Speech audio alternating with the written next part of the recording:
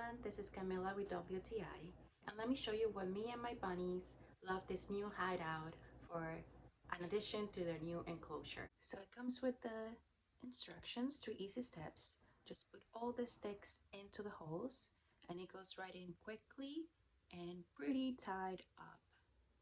There you go. That's it. And you have your new hideout for your bunnies.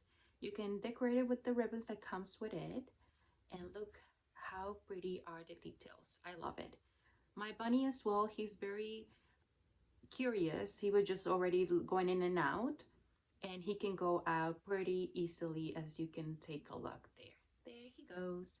And then my other bunny, she likes to shoot all the pom-poms and the sticks and the ribbons. She loves to shoot on things. Yes, so I love so many things about this hideout and my bunnies as well. And that's just my point of view.